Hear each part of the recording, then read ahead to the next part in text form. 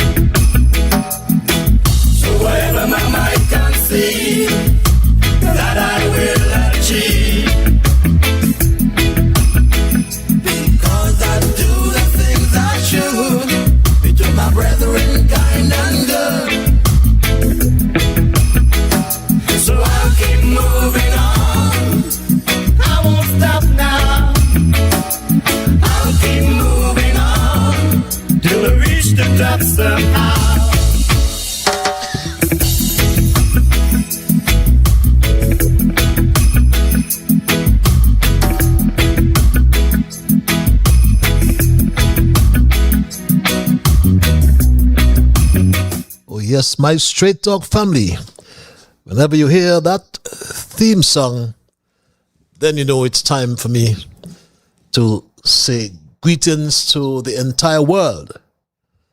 Yes, the entire world, because we are on the World Wide Web and we reach and we communicate with you all around the globe. So we can say good night, we can say good morning, and we can also say good afternoon, because one of such greetings will be applicable to the region in which you now find yourselves, because there are quite a lot of you in the Kittian, Division, and Caribbean diaspora all around the globe. Some of you are in Africa. There's some of you in Europe. There are some of you in Asia. And there are a whole lot of you all over North America. So I can, like I said, extend the earlier mentioned greetings to you. But we must as well say good night to St. Kitts and Nevis. We must say good night to the entire Caribbean region. And we welcome all to Straight Talk, and especially the first timers. And we thank those who share the link, because whenever you do, we get first timers. And if you are a first timer, let me inform you that Straight Talk is a public service program that facilitates and promotes free expression on all issues of national interest, be they legal, be they environmental, be they technological, social, economic, and or political issues. On Straight Talk, you do have a program to express yourselves, like I said, freely. And on this program, we try to raise the level of national, regional, and international consciousness. We try to raise the level of national, regional, and international discourse by alerting all of our people to their rights, to their responsibilities, and to their obligations. My name is Ian Patches Liebert, and I thank Almighty God for blessing me with the opportunity to join you in conversation on yet another occasion, albeit somewhat tardy, for which I am duty bound to apologize. But we always give you back your time, so forgive me. But here on Straight Talk, for the first timers in particular, absolutely nothing is watered down. Neither to make it more interesting, and neither by omission or by exaggeration. We are not about sensationalism, my people. We are not about creating excitement, especially if that will come at the expense of accuracy, because we lean on the unvarnished truth. We lean on the facts and represent rather the unvarnished truth, especially when it comes to governance, accountability, transparency, and all that goes with them. And wherever you are in the world, because we are joined together with people all across our federation. We are joined with people in the diaspora around the world. Some we know very well and have met. Others we do not know, and many we will never meet. Physically, that is, because we meet you spiritually, don't we?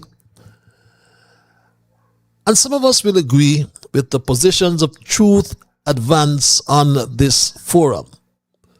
Some will disagree. And that's anticipated, because we are different people and we will have our different views. So we promote what I call a diversity of views, diverse views.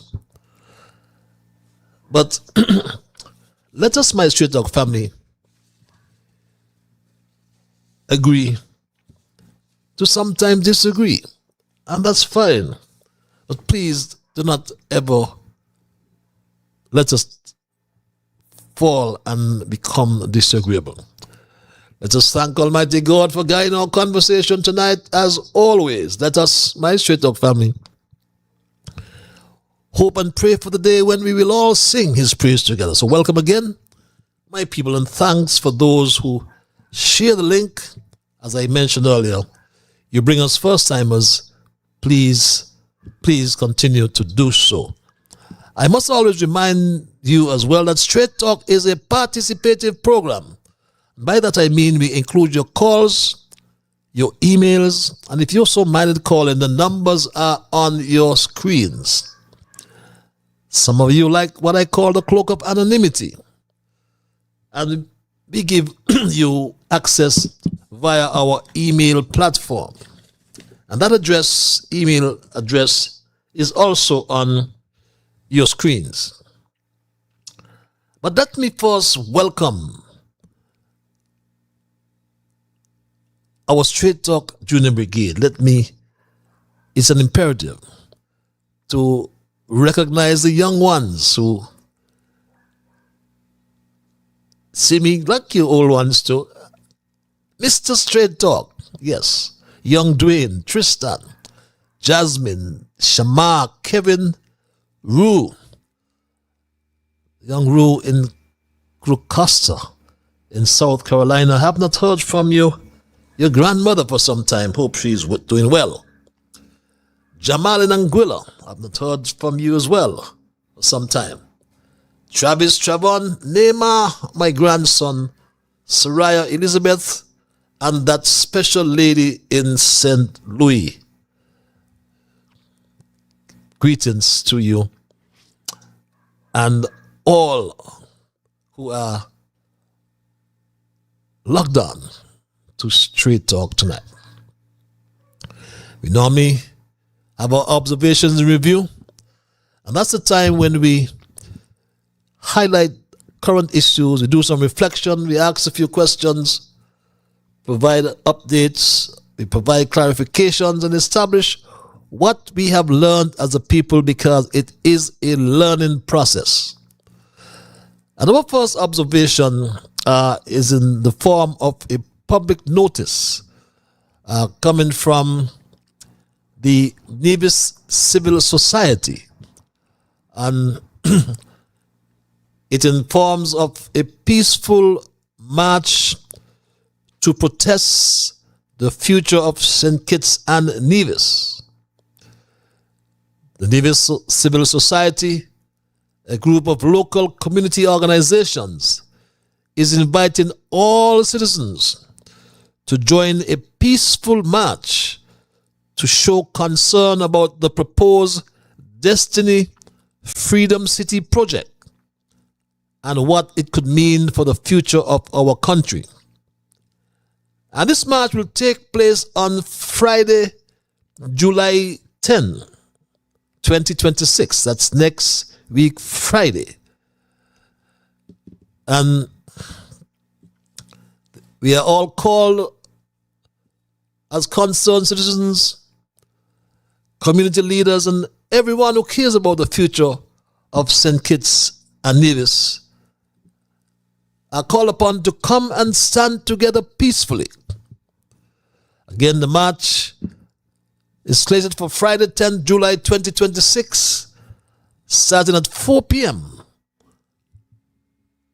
and should last until 6 p.m. And the route here stipulated is to meet at 4 p.m. at the Alexander Hamilton Museum on Main Street, Charlestown.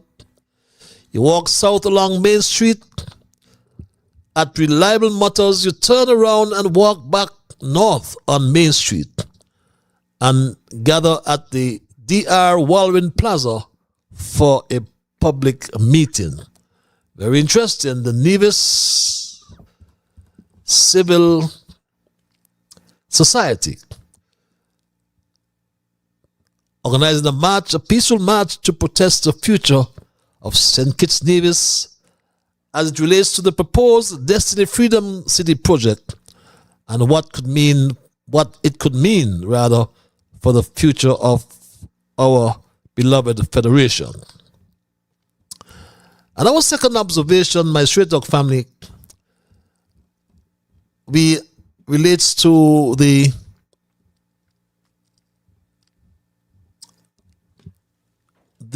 apple cider. And again, we are stating here clearly that we have heard nothing. It's a conspicuous silence of the Minister with responsibility for maritime affairs, Marshall Henderson, who has made no public statement, nor has the Department of Maritime Affairs, over which she exercises general direction and control. Nonetheless, we've seen something from the ownership or owners or management, I should say, of the Apple and we've seen this circulated in the media. I noticed too, and it reads, to our passengers who traveled on the Apple from St. Kitts on Monday, July 29. The Apple management team is reaching out to connect with and hear from you. While we have been able to successfully contact some passengers, we have not been able to reach everyone. We kindly ask that if we haven't spoken with you yet, please reach out to us as soon as possible. And it's a dedicated contact line, 669-0707. And if you know someone else who was on this journey with you, please share this message with them. And it reads, thank you for your patience, your strength, and your cooperation. Sincerely, Apple Cider Management Team. There's been lots of speculation about this accident, but surely Straight Talk will not indulge, of course, but we trust and hope that the truth will come out. Because though we took it lightly on Monday, and we thank God that everyone, all the lives were saved. We understand that it's a vessel licensed to carry 75 passengers. Whoops. Again, we have noted some anomalies, but we are willing and able to wait until the authorities would have done the investigation. But we want to alert the authorities that Straight Talk will ensure that the information comes out and nothing is brushed under the rug, to use a colloquial term. But those are our observations tonight, my Straight Talk family, and we will move right into our thesis for tonight, which I have titled Two Financial Arsonists Have St. Kitts and Nevis Hanging on a Debt Cliff. And my Straight Talk family, all administrations, past and present, administrations of St. Kitts and Nevis to be exact, past and present, must answer for what they have done. And I'll hasten to add, they will only be remembered for the things that they have done. And my Straight Talk family,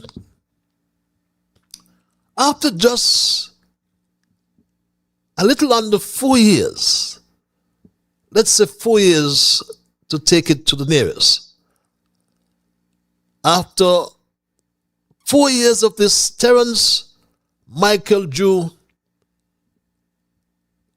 administration,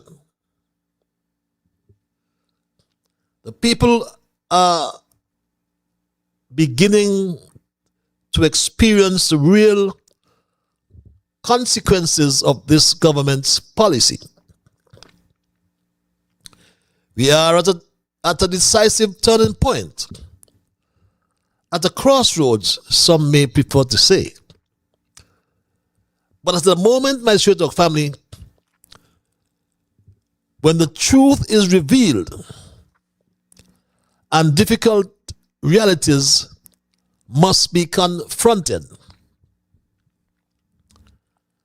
the price of arrogance is unraveling before our very eyes. Yes, a team of experts had purportedly taken over the reign of government in this country, and this was their idle boast. I'm tremendously proud of this team. This team is filled with experts in various fields. Any field you might call, there's an expert here, somebody who is well versed in that area, even more versed than me. And that's a good thing. So if I talk about sustainable development, you have Dr. Joya Clark. If I speak to youth and women affairs, you have Honorable Iselin. If I speak about small business and entertainment and agriculture, Honorable Samuel Duggins, well established. If I speak about energy and engineering and so forth, the Honorable Conwys Maynard. If I speak about the law, it's a given, or our AGS. When I speak about the tourism product and the advancement of labor laws and so forth, we have our learned honorable who is a lawyer. When I speak about experience in government, we have our senior minister. When I speak about education, and when you talk about empowering of the youth and community development, we have our deputy prime minister, the Honorable Jeffrey Hadley. And so this team is a serious team. Serious team, he claimed. But what we discovered over the last 4 years is, instead of a serious team, what we discovered instead, and must now face, is a bunch of fiscal traitors of our federation. My Straight Talk family, the country has reached a decisive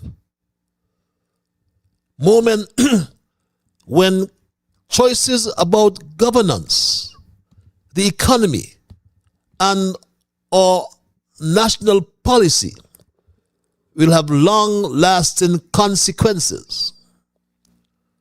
And the implication is that the decisions made now would determine, my Straight Talk family, decisions made now would determine where we are going to.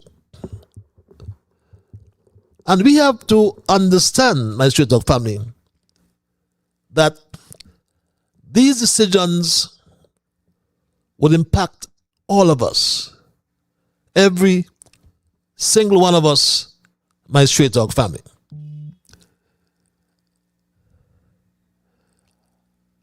And the implication is that decisions made now would determine the direction of our country for many years to come. The country has reached a decisive moment when choices about governance, the economy, and our national policy, as I stated earlier, will have long-lasting consequences. The reckoning is here. My fellow citizens of St. Kitts and Nevis, just look around you. Look at the crumbling promises, the empty state coffers. There's no money available in the government treasury to pay for public services, infrastructure, debt, and other national expenses. But we would address that situation in more detail later. The daily rationing of water is what we can discuss right now. In order to debunk the lies of Terence Michael Drew and his incompetent soccer engineer, Conwys Maynard. And my Straight Talk family, remember, he said this. He had to run in the shower before the water lock off. Why in 2022, in St. Kitts and Nevis, water still locking off? That shows a lack of vision, a lack of leadership when it comes to the public infrastructure in this country. And as the engineer in this team, I will see an end to that. That you can have dependable energy and water and utilities to your homes. So that you don't have to be running home to catch a bath. Or waking up a particular time in the morning to catch a fresh. We are past that. And we give our commitment to you to provide those services. But my Straight Talk family, after boasting that he added 2 million gallons of desalinated water in Basseterre and thousands of gallons in Keon, the SOCA engineer Conris is still locking off water in St. Kitts and now talks about rainfall. Well, I cannot talk about 2022 as I was not there.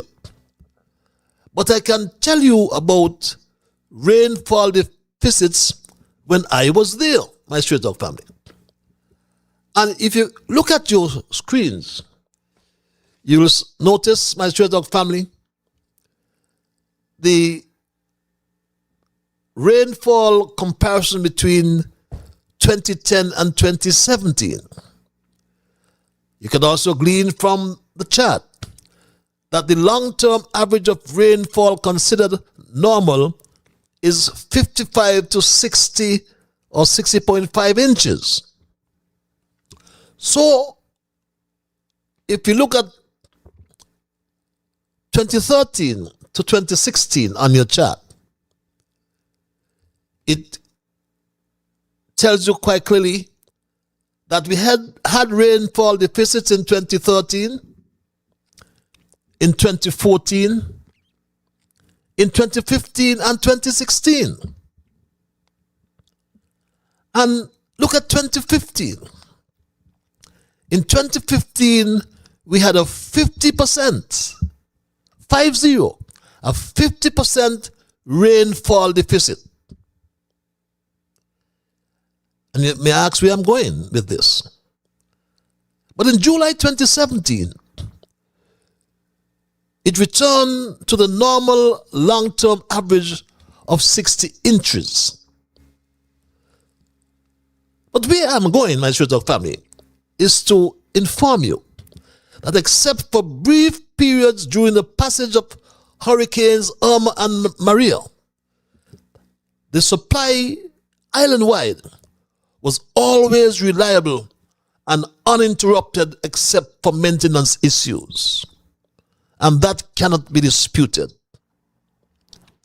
The current average total production capacity within the system is approximately 6.9 million gallons per day. And that is a combination of surface sources and wells. Whereas the average demand back then was 6 million gallons per day. So how could Terence Michael Drew come before this country and tell us that only 20% of the country had access to water when he got into office?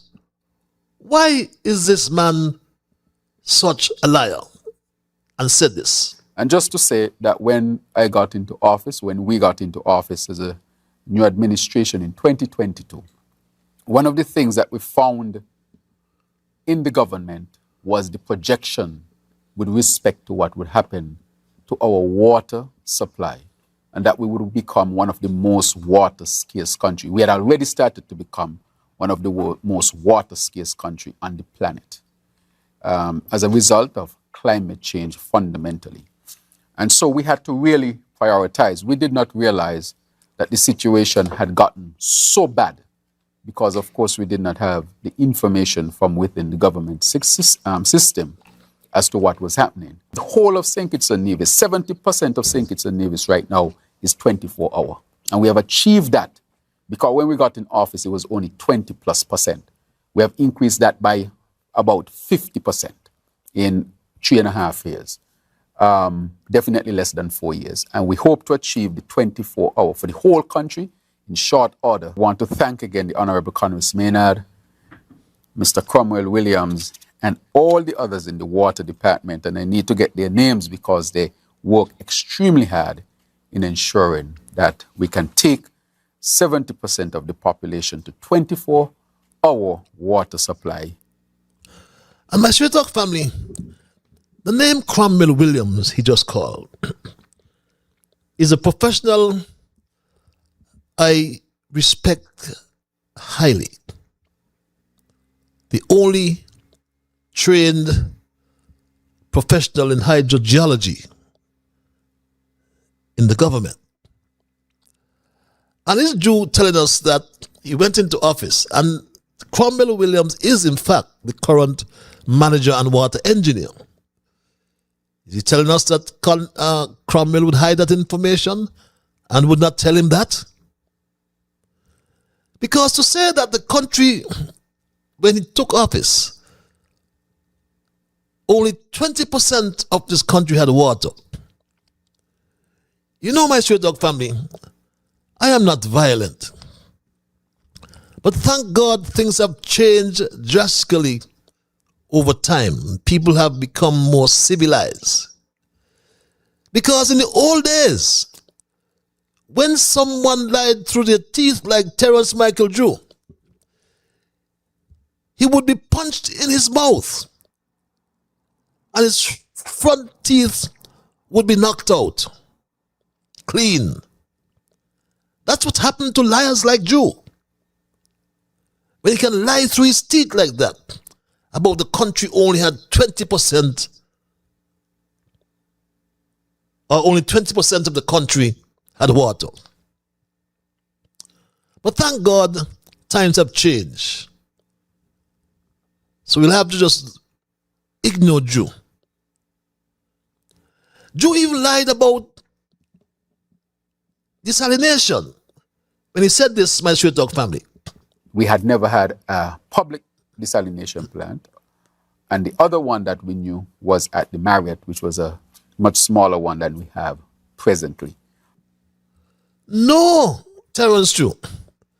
There was one that was procured by your predecessor, Denzel Douglas, at Clough Valley. Look at that, my Straight Dog family. We always bring in the facts. And this, I recommended. The Denzel Douglas Labour Party procured this desalination plant and never commissioned that plant, which sat idly and is still sitting idly at the valley for over 10 years, my Straight Dog family. As minister, you can glean from that excerpt from a cabinet submission that I recommended that the plant be utilized. But the cabinet in which I served never gave its approval. Yes, look at what I wrote. Government in the best public interest should consider utilizing the reverse osmosis desalination plant that is sitting idly at Clough Valley for over 8 years. And this was in 2016, my Straight Dog family. So that's 18 years ago. It never worked. My Straight Dog family. And my cabinet did not approve even relocating it because the then rep of Sandy Point said to me that Sandy Point has no water problem. When we could have connected Sandy Point to that plant and divert water to other areas instead of bringing water from Stonefoot and Franklands to Sandy Point.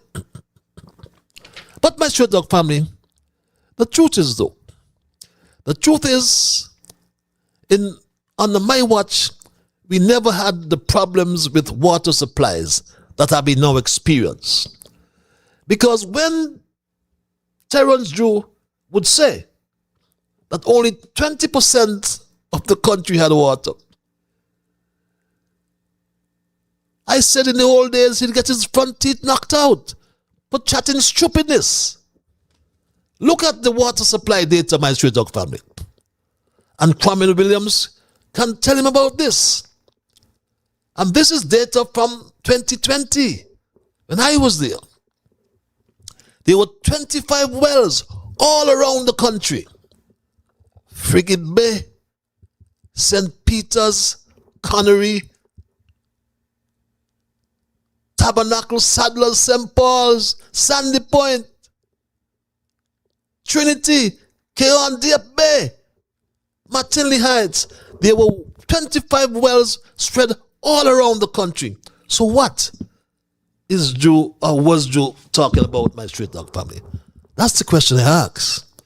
Because he had to be talking about some other country when he made that point about 20% of water. 20% of water. And this had nothing to do, my straight dog family, or this rather was in addition to the surface supplies from 6 different areas, my straight dog family. 6 different areas in addition to the wells, my straight dog family. So you had the groundwater support and the surface source as well. And this is our surface source, my straight dog family. As I said to you, you had Franklands, you had New Guinea,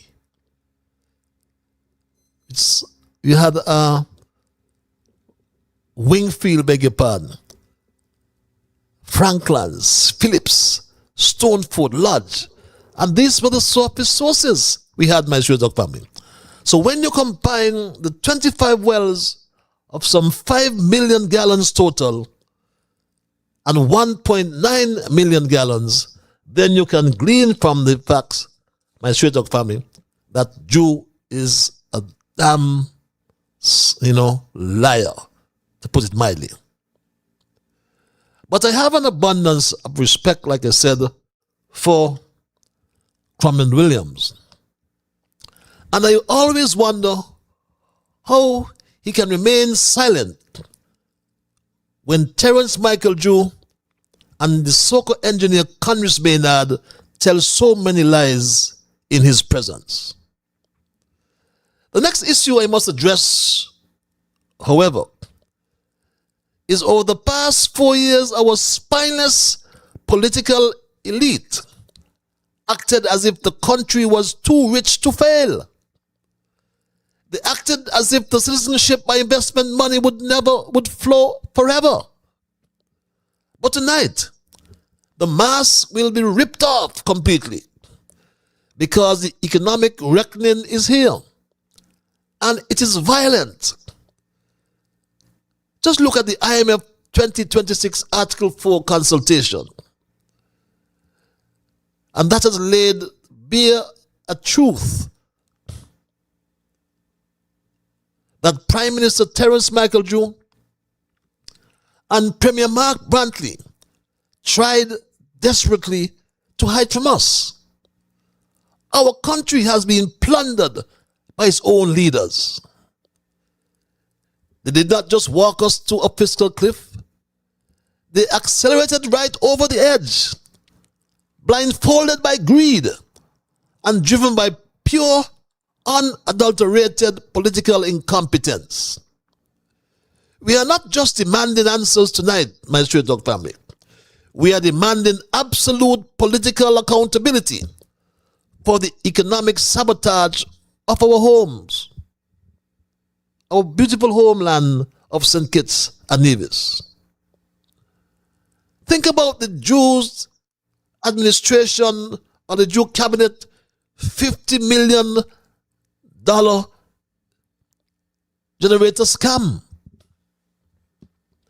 And let's talk about Prime Minister Drew and his cabinet of financial arsonists. When they took office, CBI revenues were sitting at a massive 22.2% of GDP, my Straight Talk family. 22.2% of GDP. And my Straight Talk family, what it is today. So the money collected from citizenship by investment or the sale of passport have been falling precipitously since 2023. And I got this information from the IMF. From 22 cents to the national dollar, that is its contribution in 2023, it dropped to 9 cents to the dollar in 2024, and it dropped to 5 cents to the dollar in 2025. That's the IMF report. In other words, basically, you can see the arithmetic. That does not need any big psychology, any big school about that. It was contributing 22 cents to every national dollar in 2023. Then in 2024, it went down, precipitously down, to 9 cents to a dollar. And by the time that the IMF did report, it was down to 5 cents. This is serious, man. Serious. But what did they do, my Straight Dog family? It is as if they threw a permanent spending party to buy votes, bloating the public payroll and driving the country into a staggering 11.7% fiscal deficit. But the height of their respect to the taxpayers is our energy crisis. But you know, my Straight Dog family, even before that, it is the secrecy about the CBI. Now, what makes the matter worse is that despite the lack of information, the partisan secrecy that surrounds CBI, it has been there with Douglas, it was there with Timothy, and it is there with Dr. Drew. Yes, this secrecy, my Straight Dog family. Secrecy. But the height of their disrespect to taxpayers is our energy crisis, my Straight Dog family. Instead of building a sustainable, climate resilient economy they boast about abroad, they have spent an outrageous bleeding $50 million to date just to rent temporary Agreco diesel generators. Yes, my Straight Dog family, they have spent all that money to rent these 6 Agreco generators. Do you believe that? But how much did they pay for them is the question we must ask. And Maynard, the so-called engineer, said this at first. It is imperative to implement a reliable temporary supply in order for SKELEC to successfully achieve its goals. It is in this vein that SKELEC has entered into a 6 megawatt rental power agreement with world-class energy solutions provider Agreco for a 12-month period in the first instance, during which SKELEC will perform much-needed critical overhauls on the bulk of its fixed generator fleet. But that was 2024, my Straight Dog family. And what did he pay? The government has guaranteed full financial absorption of all costs associated with this 12-month SKELEC Agreco 6 megawatt rental agreement to the tune of approximately $10.5 million. But my Straight Dog family, think about the madness of that math. That is over half the cost of building a permanent state-of-the-art solar farm.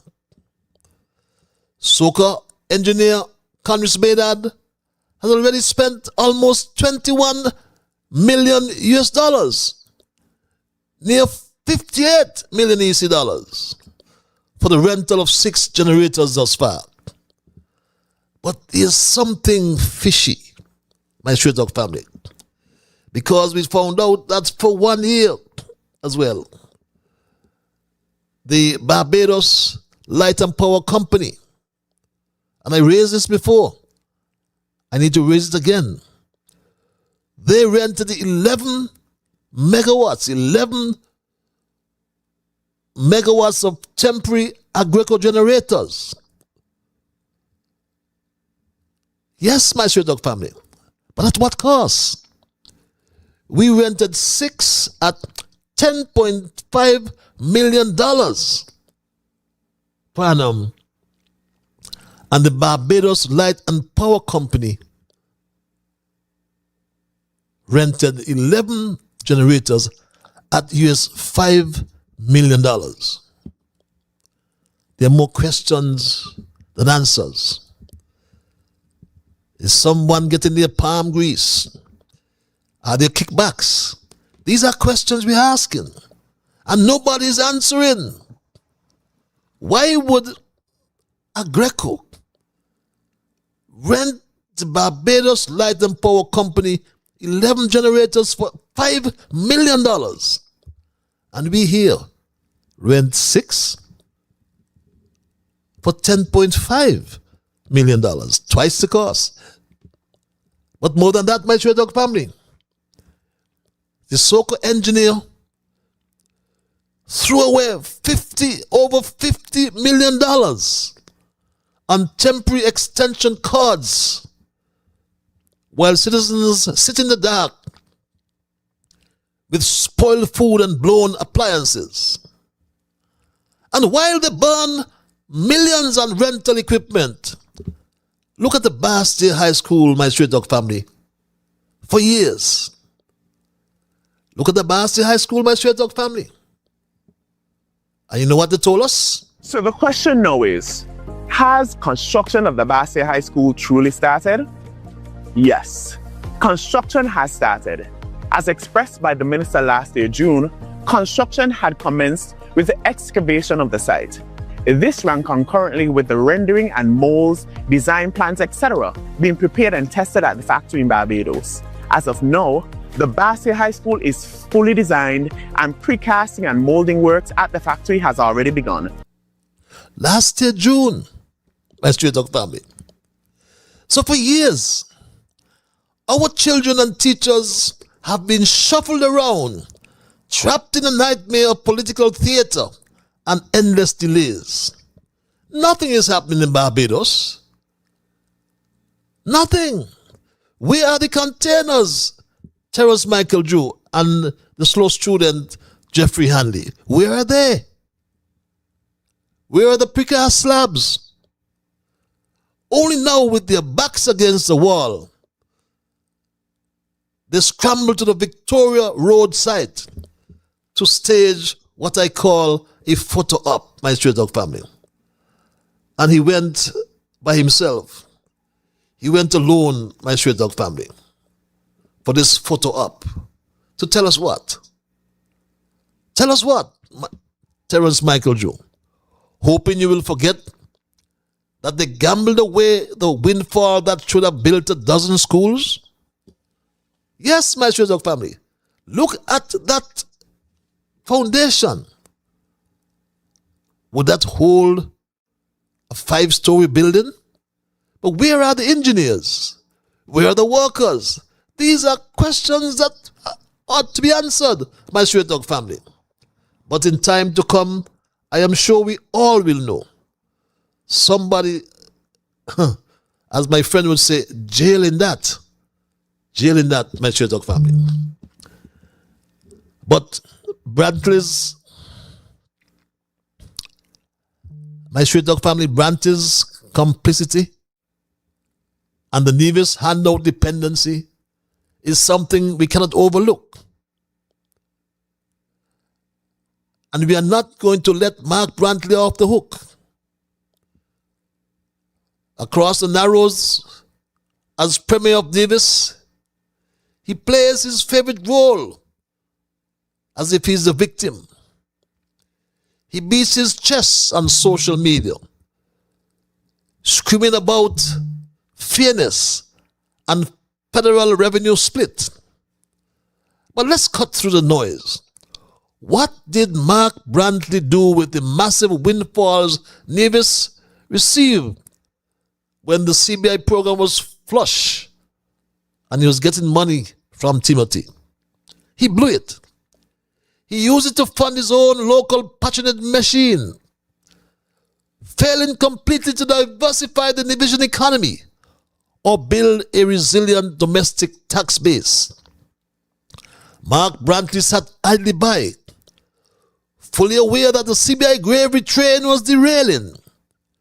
Yet he chose short-term political survival over structural safety. Mark Brantley kept Nevis entirely dependent on a bleeding federal system. Now that the money is gone, his grand strategy is to point his finger back at Bassett Hill. Mark Brantley, you are not a victim. You are a co-conspirator in this financial collapse. Yes, you are. You co-conspired to mash up the unity. You were getting $66 million. Now, you're not certain if you'll get even $35 million from the CBI. Now you are desperate to push destiny down the throats of divisions and by extension petitions, my Shredog family, because you think this CBI project would move. And how the CBI gonna work when it comes to buying a condo or a home? If by buying that, if you're gonna have shares to sell, do that come with shares? How that works? You mean CBI or because I'm not? Yes.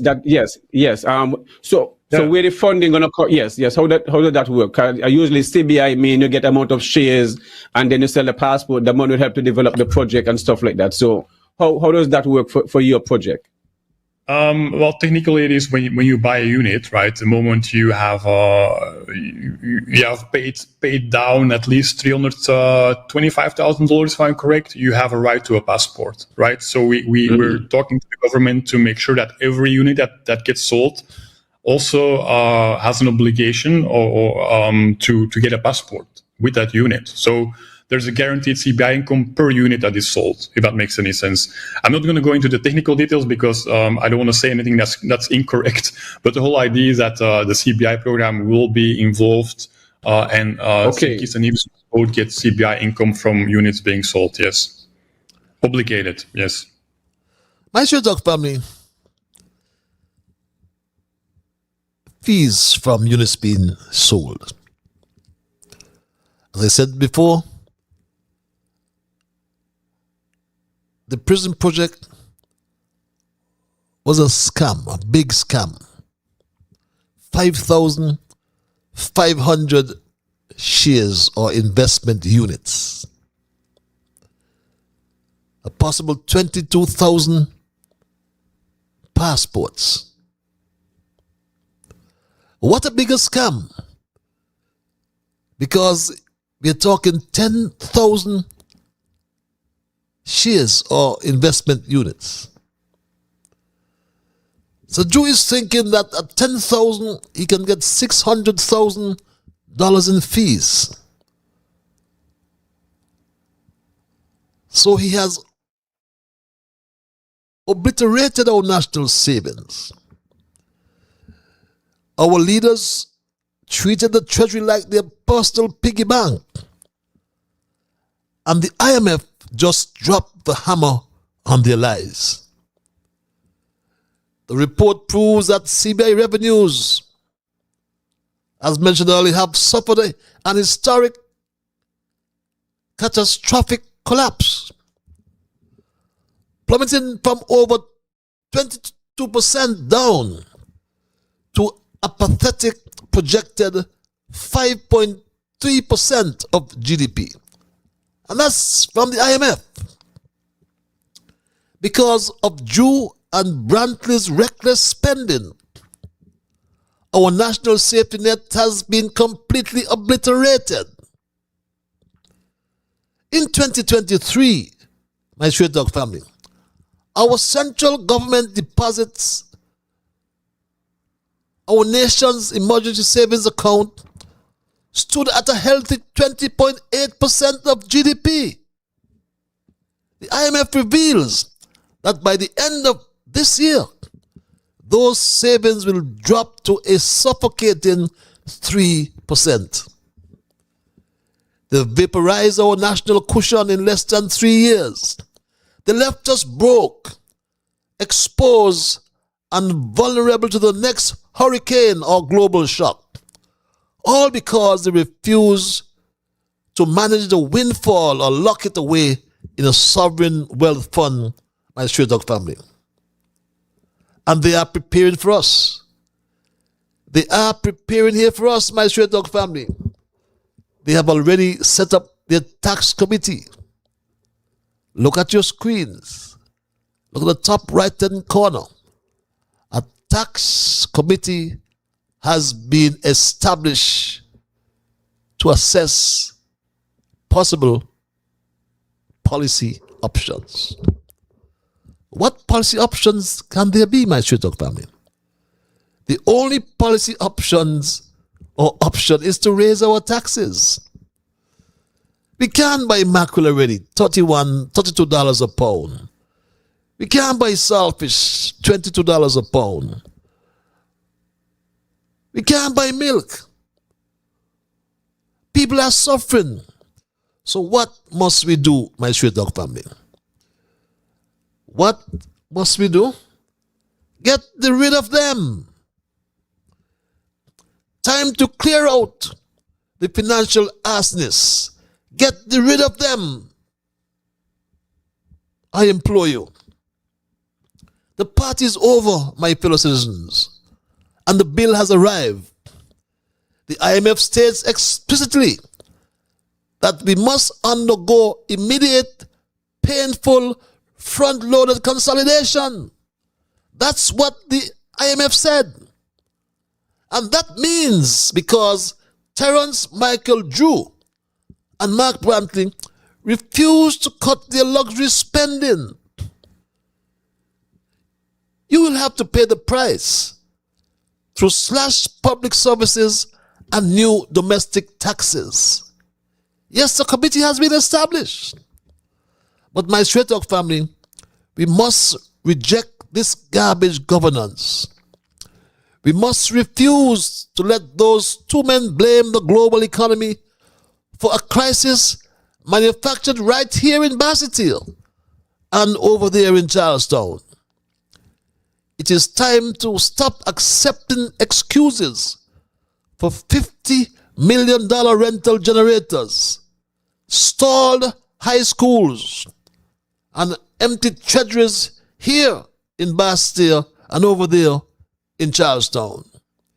It is time to clear out the financial arsonists, demand a legally locked sovereign wealth fund, and reclaim, my Straight Dog family, the economic sovereignty of St. Kitts and Nevis. And my Straight Dog family, my fellow citizens, the time for polite diplomatic talk is over. The blueprint of our destruction is printed in black and white in the pages of the IMF report of 2026. We must call this crisis exactly what it is. Look at Bassett Hill. Look at Charlestown. And look at the wreckage of our national treasuries. Two financial arsonists have St. Kitts and Nevis hanging on a death cliff. And that's my story tonight, my Straight Dog family, and I am not going to change it. I will open the lines and entertain your calls and your emails. And when I do so momentarily, I anticipate that you will respect others. And of course, to achieve that, you must first respect yourselves. Let us try to be fair to all concerned. And let us try to build goodwill and better friendships. Let us ensure that the things we say will be beneficial to all concerned. And in the process of saying and doing those things, let us strive to build a kinder, gentler St. Kitts and Nevis. We have to get rid of these financial arsonists, my Straight Talk family. It's 9:06. We go to the lines and say good night to this caller. Caller? Good night, Mr. Library. Good night, my dear. Sounds like my quotation is. A budget is more than just. More than just? Trust? More than just. J-U-S-T? Or more than just? Okay. Just, yes. Uh-huh. A series of numbers on a page. Numbers on a page. Mm-hmm. It is an embodiment of our values.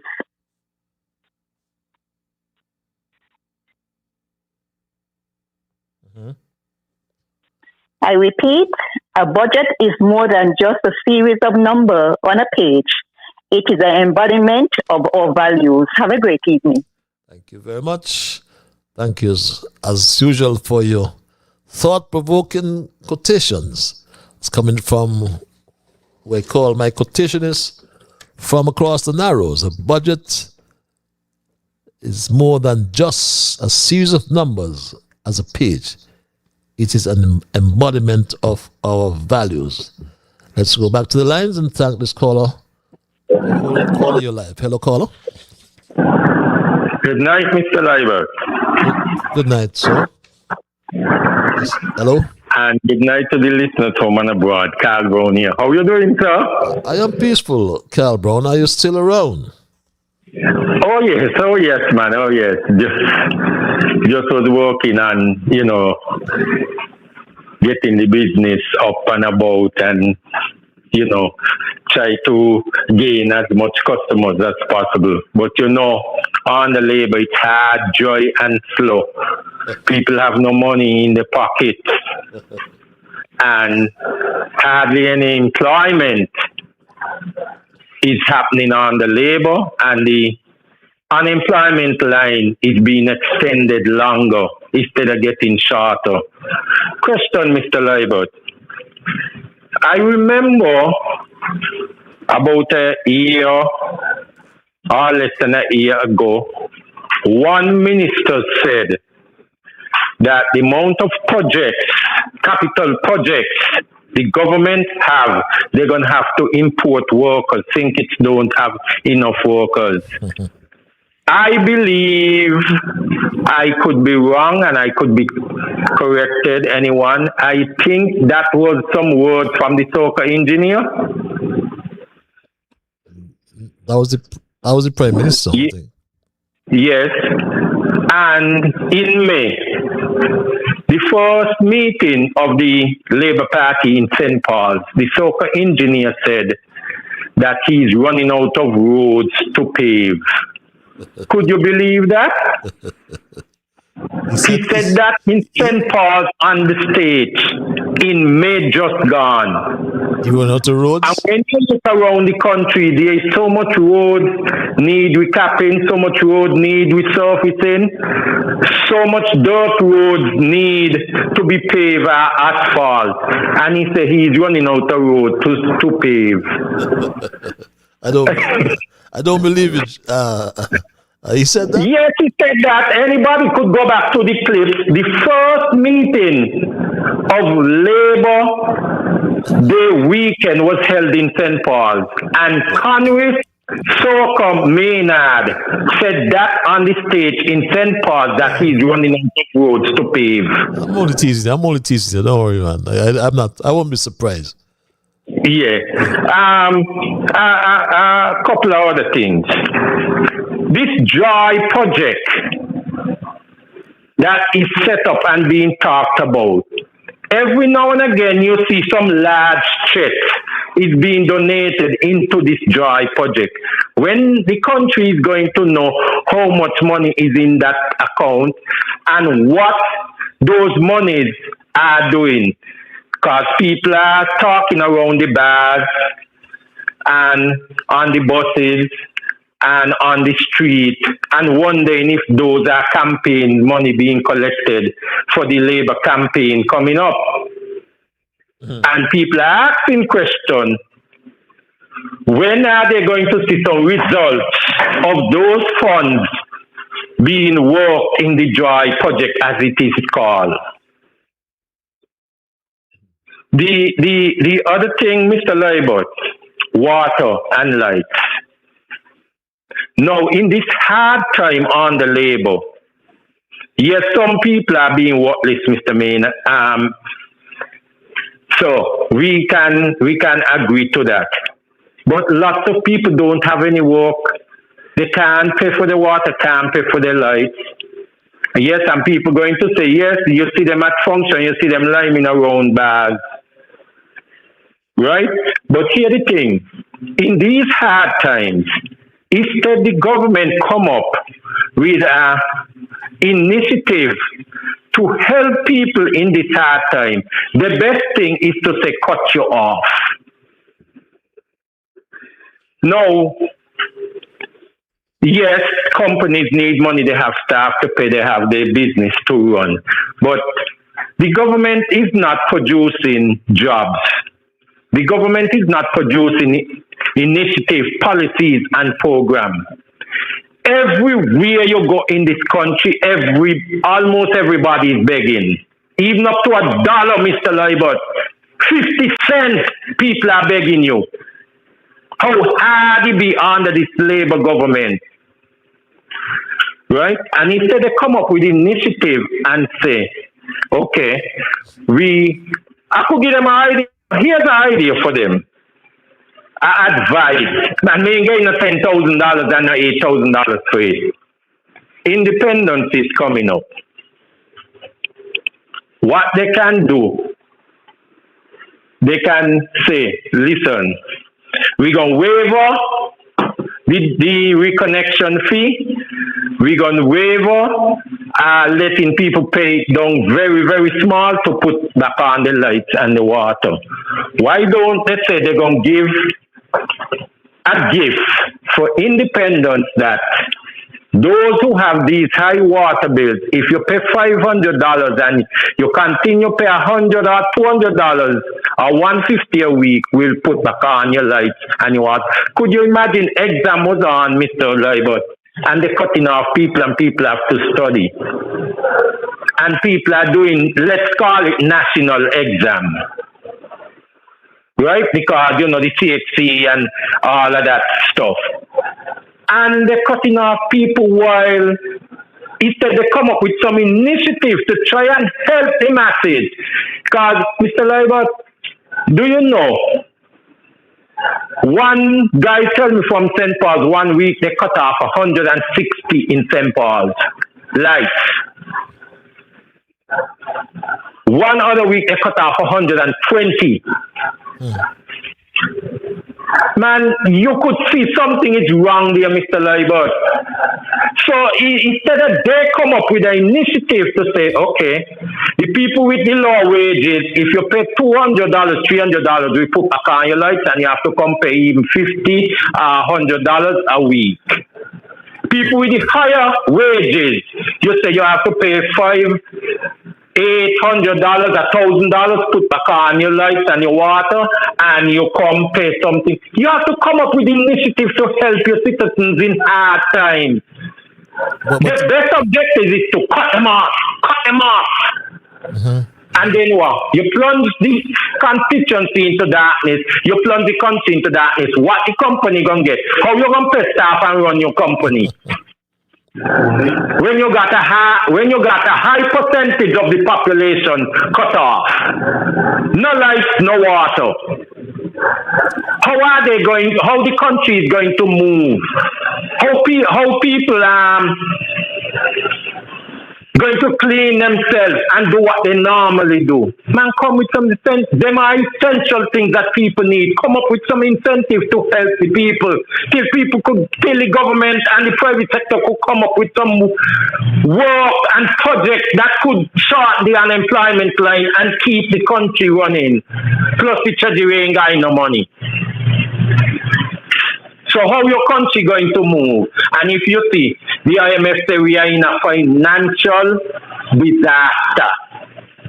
And I am sure before the end of the year, we'll be knocking on the IMF door to borrow to keep the country afloat. Good night, Mr. Liebert.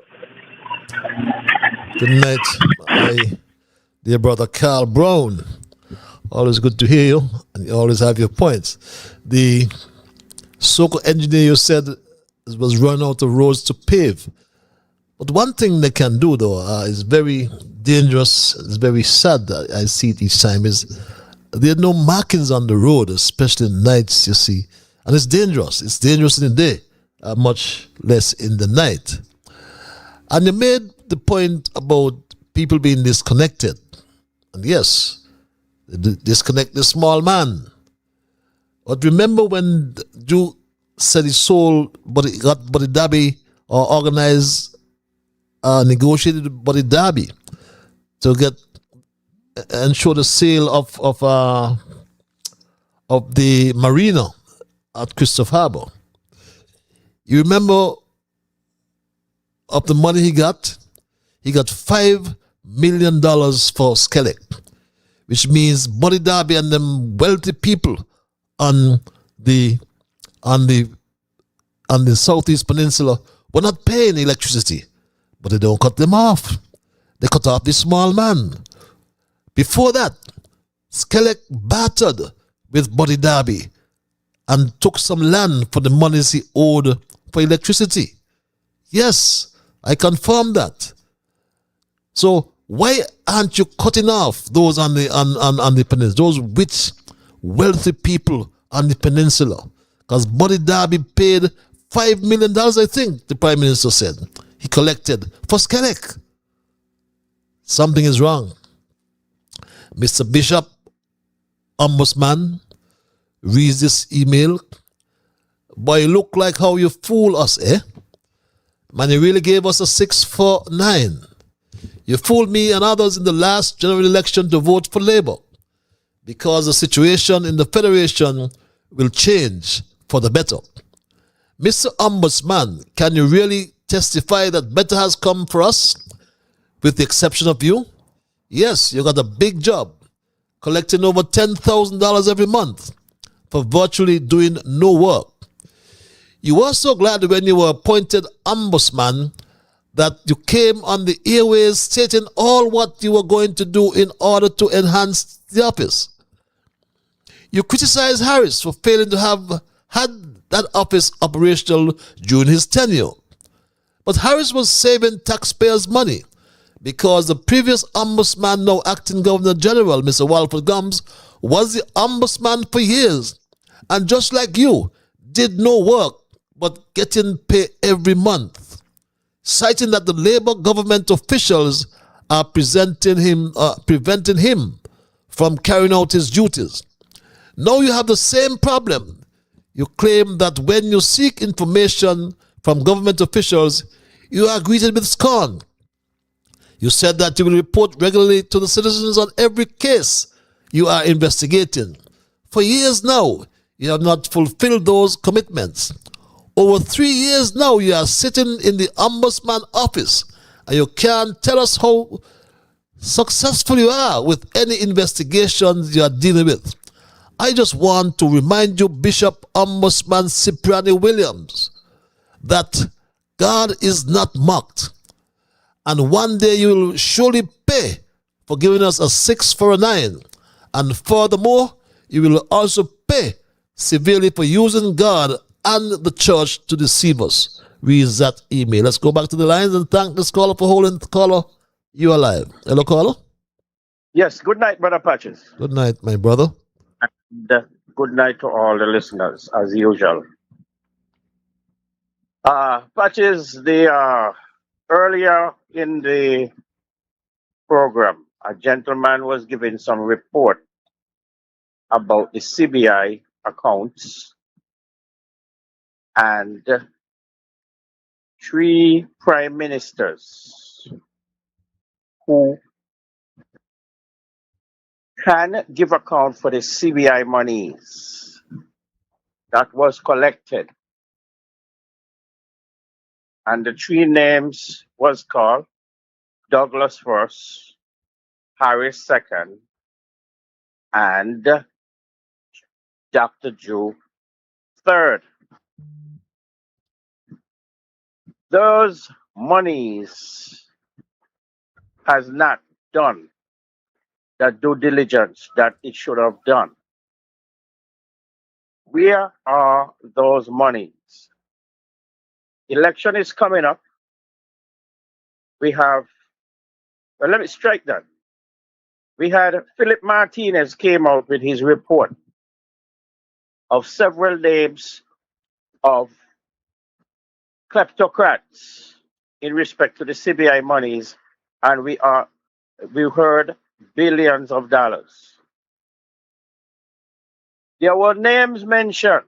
Here is it. We have Douglas again, Harris, moving out of the Prime Minister range, we had SKN and others, and more names to be mentioned.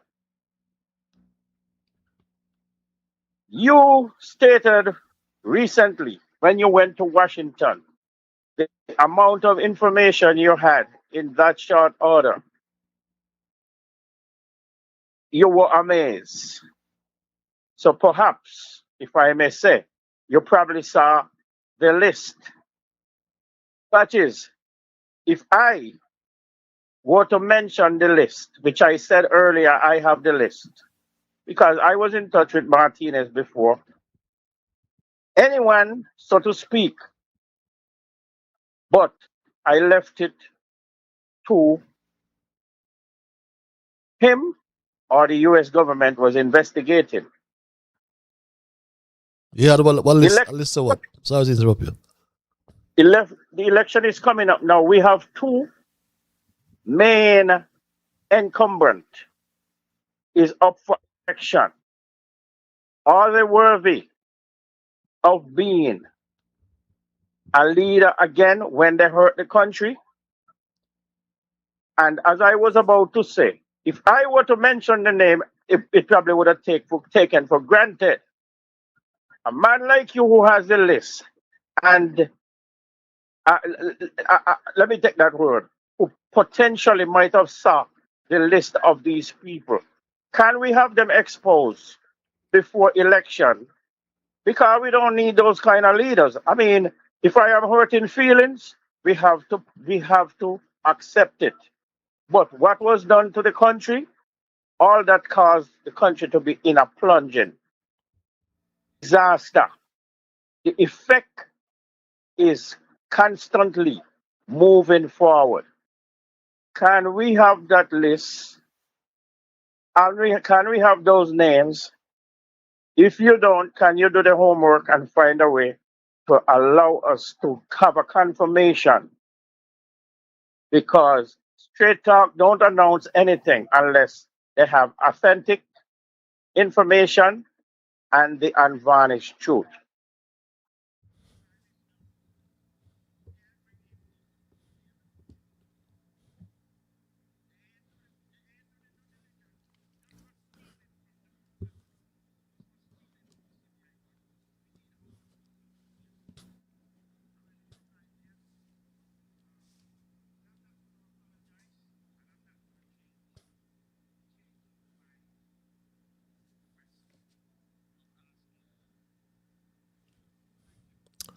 Thank you very much, my dear brother. I'm having some difficulty trying to follow you, though, but notwithstanding that, just for clarification, yes,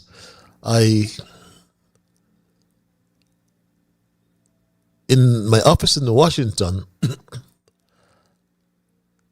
there's a lot of information within that office. Information that would come to the fore As a matter of fact, I can inform you that the Western Hemisphere, a podcast which I'm hosting, will launch the first episode of 3 episodes that deals with the Lanny Davis and SKN scandal. And I can assure you that lots of information will come to the fore as it relates to information relative to the CBI in St. Kitts.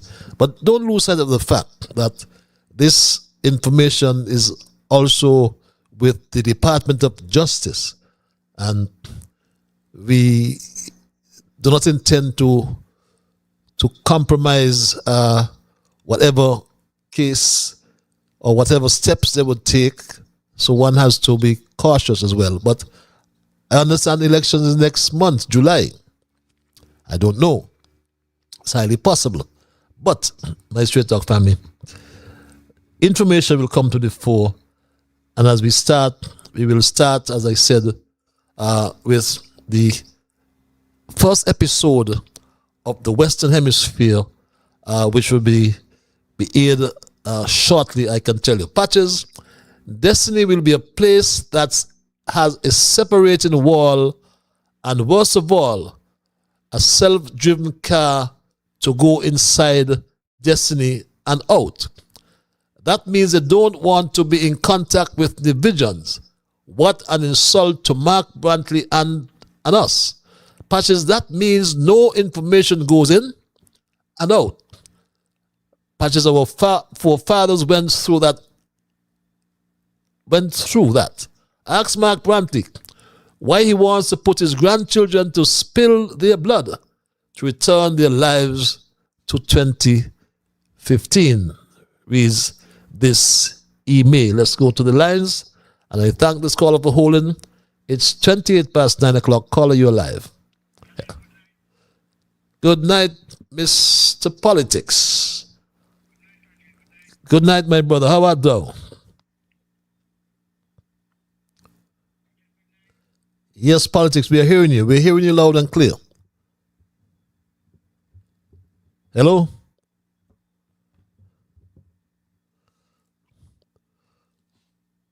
Politics, we are hearing you. Go ahead. We're hearing you loud and clear.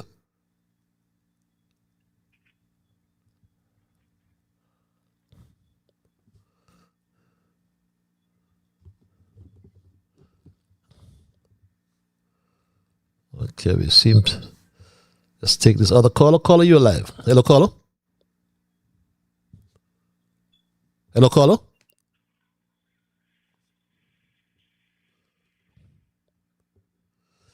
Caller, just turn your equipment on or off, sorry, and listen to the telephone. Are you there? You're live. Yes, Carl. You have something making noise in the background there. Hello?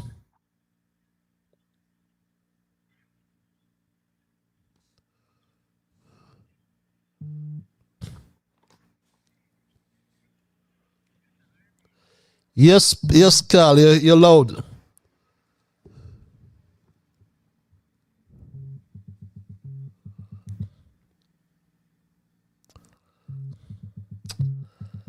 It's 9:30, my Straight Talk family. Right to the bottom of the hour. Caller, you're live. Hello, caller.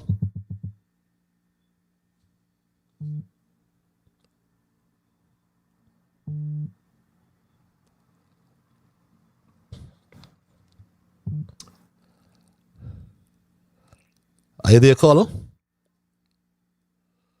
Okay, we seem to be having some difficulty with hearing those calls. Let's see how we can deal with that, my Straight Talk family. Let's see how we can deal with that. Are you there, caller? Hello, caller?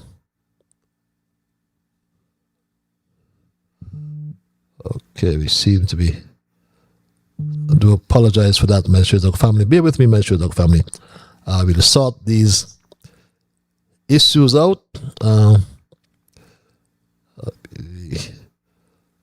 not hearing those calls, it seems. And I understand. I thank you for calling, but it doesn't, not necessary for, well, I thank you. It's not necessary for everyone to be calling the phones. Yes, I have a technical man looking at those calls. So please, I appreciate it. Please, I'll get those things sorted out. Let me deal with some emails in the meanwhile. My fellow Nevisians, think seriously. It is time for a change. In the NIA administration, Mark Brantley and his ministers in the CCM party must be expunged from government when the election is called. You can't afford to put back Mark in office for another 5 years. It will be utter chaos and absolute nonsense if that ever happens. You have all the evidence. You have all the evidence glaring before you. Why he should be rejected? He told individuals that all his care and concern is about his family. And once they are okay, he is good. That statement alone should awake all of Nevis. The hospital project going for 10 years, he just can't complete it. The geothermal project, he had to give it away to Dr. Jew. What an embarrassing situation. The dialysis machines were allowed to rotten and discarded in the hospital yard because of his band-mindedness, his grudge and incompetence. Nevis lost a $30 million fisheries complex from Japan because of Mark's stupidity and ignorance. Harris used to provide him with $66 million every month for budgetary support. He was hawkish and such a money glut that he made noise for more money, calling it Nevis's fair share, and threatened Harris that if he did not resolve the payment by giving him more money for Nevis, he will dissolve the entire team unity, which he subsequently did. Then joined the Labour Party administration of Dr. Jew, expecting to get more money from Jew. When Jew assessed the Constitution, Jew realized that Harris was giving Nevis more than their fair share, and as a result, he cut the $66 million that Harris was giving Nevis in half to $33 million. Now, to make up this devastating shortfall and loss in Nevis' economy, this idiotic premier has decided to impose heavy taxes on the people of Nevis, increase taxes in water, electricity, properties, and other measures. This is heartless and wicked, demonic premier. Nevis people, don't let him continue to fool and mislead you with his sweet, enticing words. Remember, a good talker is also a good liar. And where you find a good liar, you find a good thief. Read this email. Let's go to the lines. Caller, thank you for holding. You're live. Hello, caller. Are you there, caller?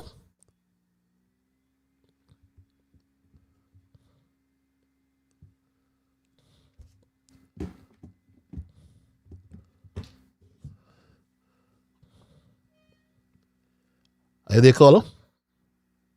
Yes, yeah, patches. Yes, you're live, my brother. I'm peaceful. Yourself? Hello?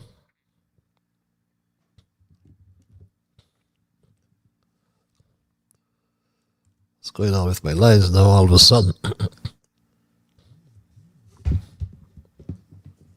Oh boy. Okay, we seem to be having some hiccups with my lines all of a sudden, my Stray Dog family. Be with me. Are you there, caller? Hello, caller?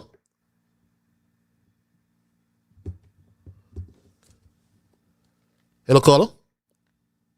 Yes, good night. Yes, my brother. Good night. And how are you, sir? I am peaceful. Yourself? Yes, that is so wonderful about your wife. Last week I tell you, so let me cool out. I listened to last week, but I read. But then, the king song, the tonight is blessed is the man that considereth the poor in the time of trouble. The Lord shall deliver him. That is Psalms 107. Oh, give thanks unto the Lord for his good, for his mercy endureth forever. Psalm 34. I will bless the Lord all times. His praise shall continue in my mouth. My soul shall make a boast in the Lord. The humble shall hear it and be glad. Psalm 35, 37. Fret not thyself because of evildoers, neither then disappoint to work up of iniquity. For the soul shall cut down like a grass. Tonight, my brother, this poor man cried, and the Lord heard him and delivered him out of them all. Yes, thank you to hear you another time. Tell me about it. Thank you very much, Mr. Bible Man. As we are having some difficulties with our lines, and let's see what's happening here. Let's see my Straight Talk family.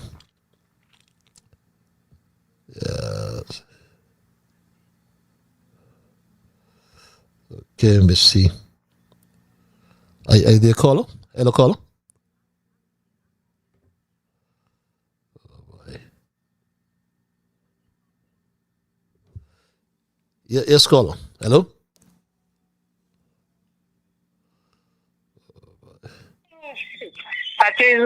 Yes, my dear. Good night. Yes, good night. Good night. Oh, what? Good night. Yes, good night. Yes, good night, Mr. Politics. Yeah, good night, Curtis. Good night. Yeah, politics first. I always want to thank God for life and thank God for Straight Talk. You're coming on with Straight Talk. And up in like the federation of what's going on and those in the diaspora. Curtis, I hope petition and Nevis loan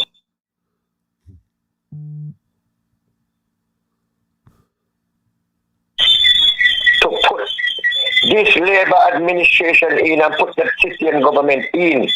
Nevis, I'm talking to you all. And think it's talking to you all. Catch it. People learn from the mistake they make.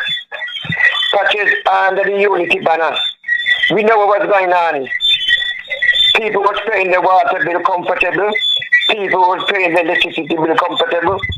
People was eating comfortable because it's what Dr. Harris as the Prime Minister do in the time, especially under COVID pandemic. Manage the finance of the country well. Some taxi man got $1,000 in the hand. Now this, because of the separated the unity with the snake in Nevis, caused the unity to break up. And now, the Labour campaign say what they're going to do this and they're going to do that, they're going to do this and they're going to do that. And up to now, they cannot fulfill the promises they make to the people. Instead of that, they take back money from people. People could have got the $500 for helping paying the water bill and the light bill. The money wasn't going nowhere. Patrick, our hospital in a terrible shape. I was up there last night. You know, patient. Patrick, I get a cut yesterday afternoon. I went to see about after 7 going to eat. And Patrick, when our patient was full, and one nurse come out and tell her that we don't got to wait here for a long time because something that they had an emergency or whatever. Patrick, the patient who was up there, everybody walk off, went home. Wherever illness they got, they walk off, went home. A white lady was there coughing, a young white lady coughing. When I reach in, the lady cough all over. I got to call, to pay attention to the ladies. Yes, nurse, look at the lady with the coughing. Eh?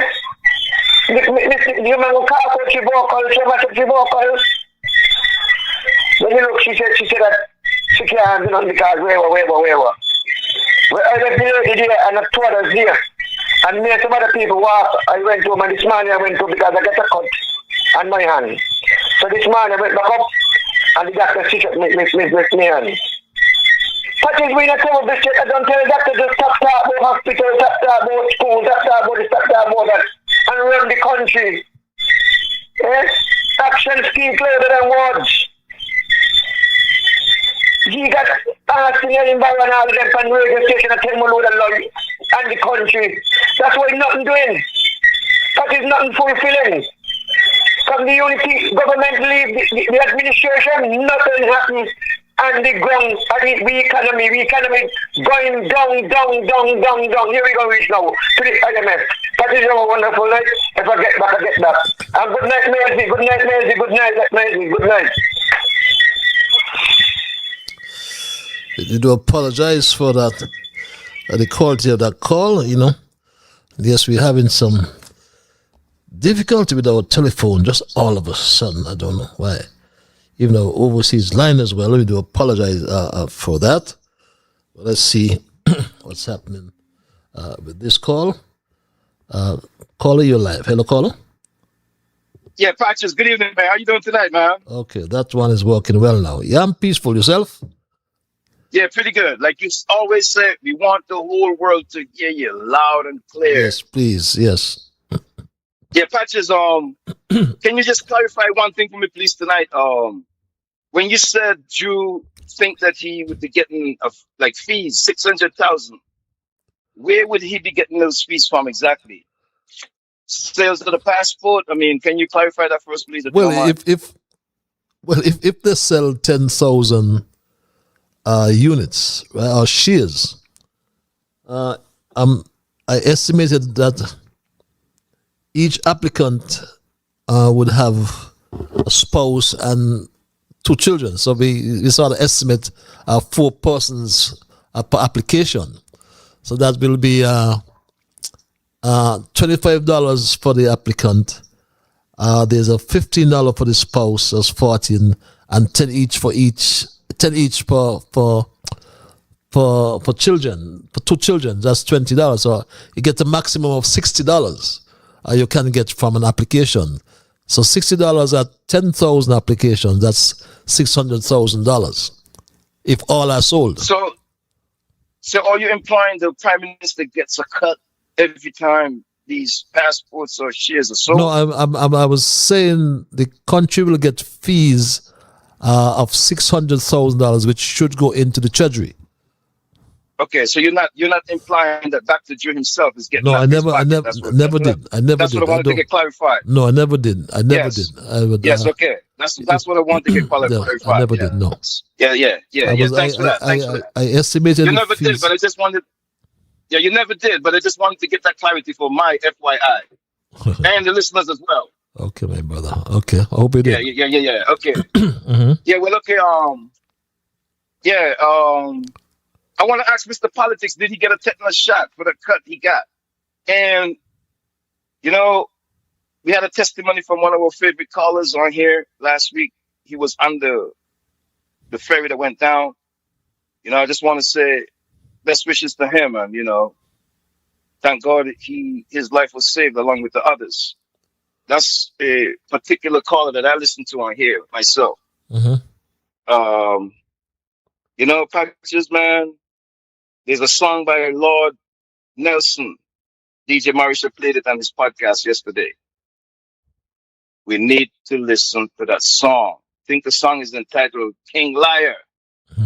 The lyrics in that song is really very applicable to the lies we're hearing from our leaders, so-called leaders.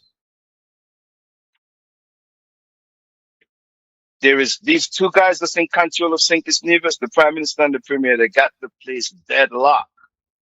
There is no opposition across the Narrows. They are running away with the reckless spending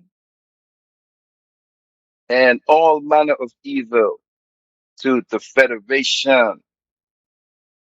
We must get any information to be released to the public, pertinent information, so the list, so the voters, the electorates can make conscious decisions on who they will vote for based on those information. We need as much information as we possibly can. And thanks for bringing the information every week.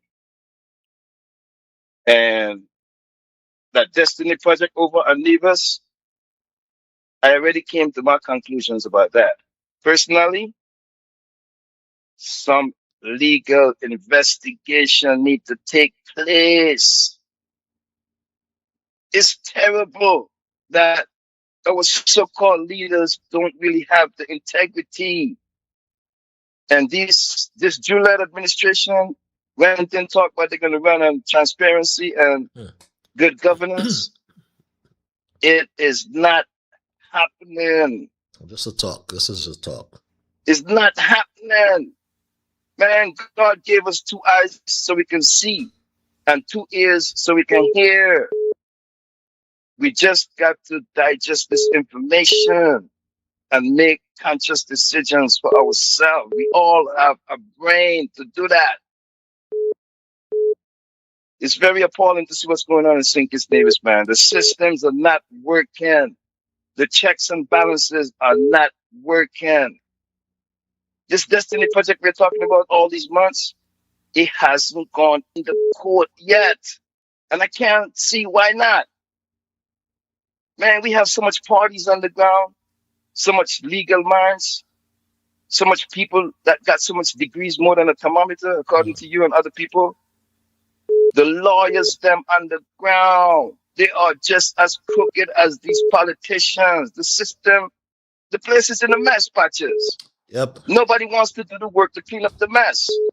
We're going to be here 20, 40, 50 more years talking like this continually. There is nothing changing in St. Kitts and Nevis, really. Nothing at all. And what's going on over in Nevis? The landowners down in that district over there on the south side, all they got to do is just boycott that Destiny project.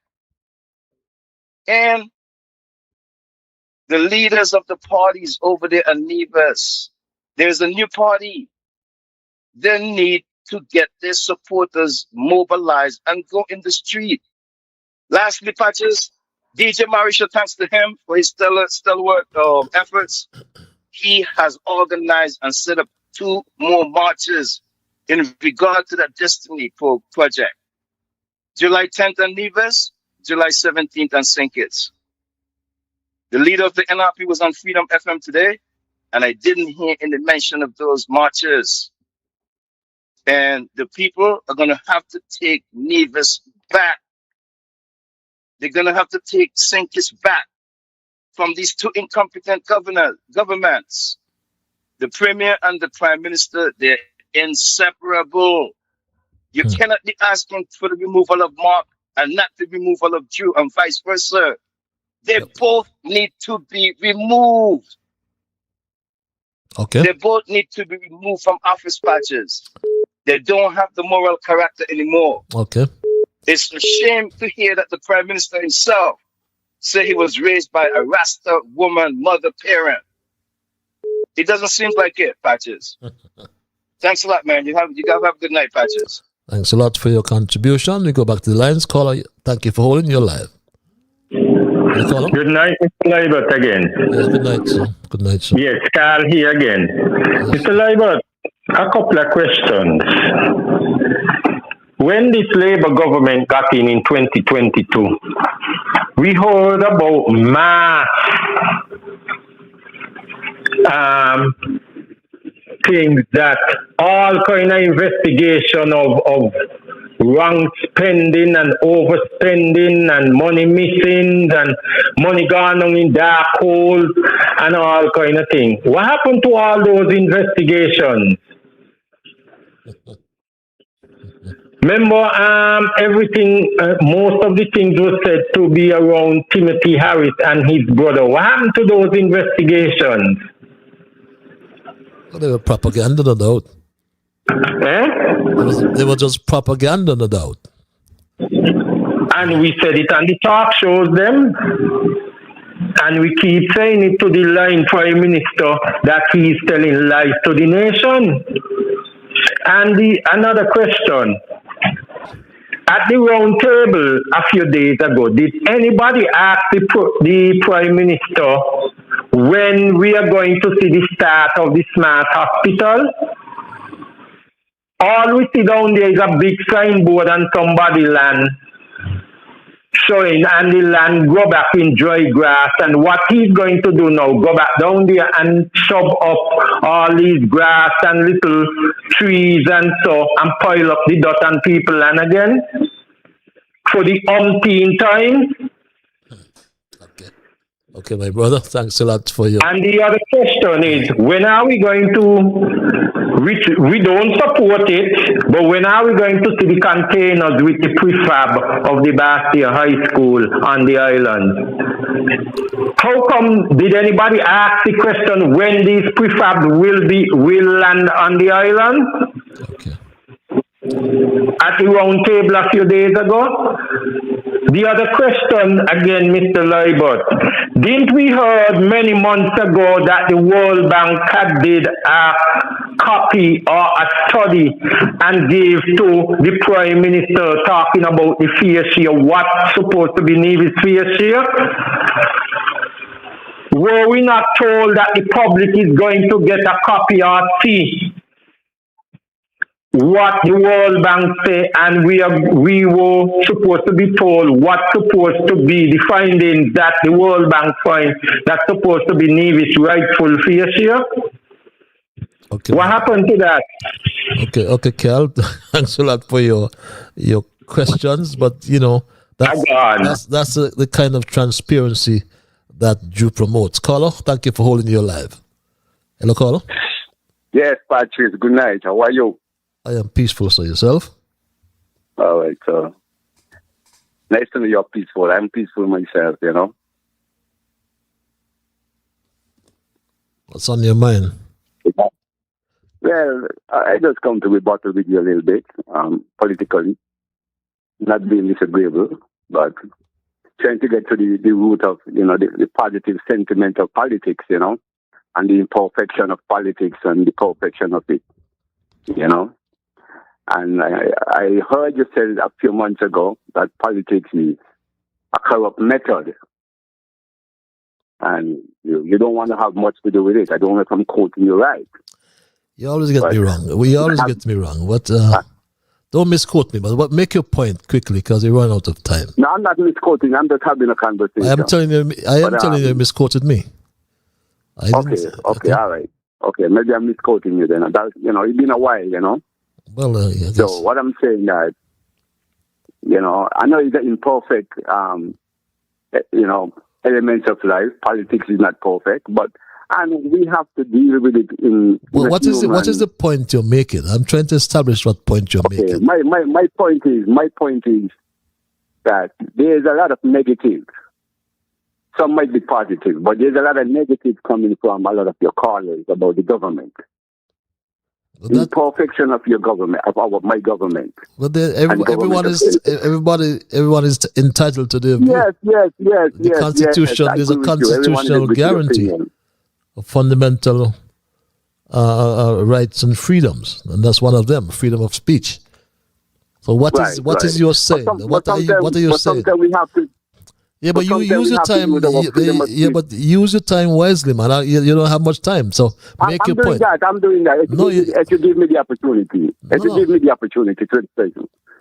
But sometimes we have to use our freedom of speech in a positive way. But you use yours. We want about people. What are you saying? What are you saying? We are saying here, right? We discussed tonight about the arsonists, right? The financial arsonists. What is your view on these two financial arsonists that we have? That's the question that's before us tonight. You're telling me what Carlos said. What are you saying, Mr. John? Two financial arsonists have St. Kitts and Nevis hanging on a dead cliff. That is what's before us tonight. Are you questioning? Are you questioning the IMF? I heard it. So what? So are you questioning the IMF report? It all came from the IMF. Yes. So. And I have to accept it. I have to accept it as a body of a government that is trying to grow, trying to develop a country, and spending recklessly. That's how you develop a country. Spending like a drunken sailor. Spending money they don't have. The last deficit was a $296 million deficit. It's money you don't have. You say you're going to spend X amount of dollars and you spend $296 million more. What kind of government that you have? How could you defend a government like that? Are you talking about people? Talk about the government. That's what you say. Is it good or bad? Is it good that your government spent $296 million over their budget? That's a question to you. Is it good or bad? Actually, all government. No, all governments. No, I don't know. Yes, no government spend. I don't know. Your government has done that. Don't say that. Don't say that. That's a blatant lie. Don't come on this program to tell lies. That's not true. There's no government. There's no government. Your government has overspent too. $296 million. Not $1 million. Not spend so much, but your government spend like a junkie sailor man. Waste money like a junkie sailor man. Anyway, you know I'll give you 5 seconds to chat some more stupidness. Go ahead. Yeah. Go ahead. Your government give away money like junkie sailor. Make the young man lazy in the country. Okay. Thanks a lot, my brother. Of course, yes, no doubt speaking from a point of ignorance, you know. And I hate to do it this way. But Mr. John from St. Thomas, when you call and talk sense, right? Else I want to apply the Mark Twain theory.